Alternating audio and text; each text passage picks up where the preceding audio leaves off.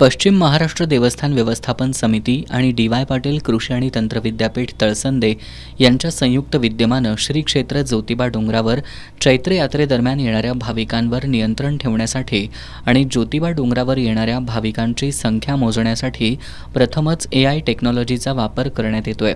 DY. Patil कृषी आणि तंत्र विद्यापीठाचे प्राध्यापक आणि विद्यार्थ्यांचं 30 जणांचं पथक यासाठी रात्रंदिवस कार्यरत आहे। AIच्या माध्यमातून वेगवेगळ्या ठिकाणांवरील पार्किंग, मुख्य मंदिर परिसर तसंच इतर परिसरातील गर्दीची माहिती एकत्र करून त्याद्वारे वाहतूक आणि गर्दीचं नियोजन करण्यात येत असल्याचं डॉक्टर जयदीप पाटील यांनी सांगितलं।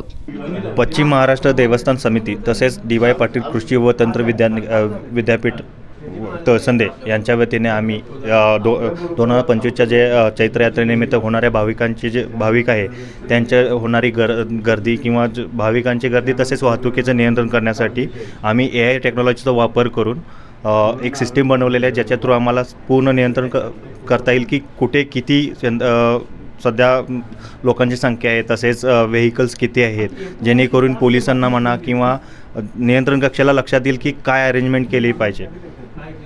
ह्यासाठी आम्हाला आमच्या विद्यापीठाचे कुलपती डॉक्टर संजय डी पाटील साहेब यांचा फुल सपोर्ट भेटलेला आहे। तसेच जे कलेक्टर साहेबांशी जे बोलणं झालेलं आहे, आमचे कुलसचिव डॉक्टर जयेंद्र खोत सर यांच्या मार्गदर्शनाखाली आम्ही सध्या आता जवळपास 20 लोकांची टीम यावर काम करतो आहे आणि आम्ही हा प्रोजेक्ट आमच्या स्टुडंट थ्रू वगैरे बनवून घेत आहे आणि हा पहिल्यांदाच आपण देवस्थान समितीसाठी बनवत आहे आणि जर बघितलं आपण महाराष्ट्रामध्ये तर पहिल्यांदाच ह्या यात्रेनिमित्त होणाऱ्या गर्दीला पहिल्यांदाच AI टेक्नॉलॉजीचा वापर करून आम्ही म्हणजे टेक्नॉलॉजीचा वापर केला जात आहे। या उपक्रमासाठी विद्यापीठाचे कुलसचिव डॉक्टर जयेंद्र खोत, अधिष्ठाता डॉक्टर संग्राम पाटील, सहयोगी अधिष्ठाता डॉक्टर जयदीप पाटील, संगणकीय विभाग प्रमुख विशाल पुंदीकर, प्राध्यापक सतीश पाटील, तांत्रिक सहाय्यक धैर्यशील मोहिते, सूरज माने, दिग्विजय पाटील यांचे तसेच B.Tech AI/ML विभागाचा विद्यार्थी आदित्य आपटे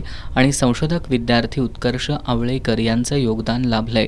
या उपक्रमाद्वारे प्रशासनाला सहकार्य करण्यासाठी प्राध्यापक आणि विद्यार्थ्यांना जिल्हाधिकारी अमोल येडगे, विद्यापीठाचे कुलपती डॉक्टर संजय डी पाटील, उपाध्यक्ष आमदार सतेज पाटील, विश्वस्त ऋतुराज पाटील, पृथ्वीराज पाटील, तेजस पाटील, कुलगुरू डॉक्टर के प्रथापन यांचं मार्गदर्शन लाभतंय।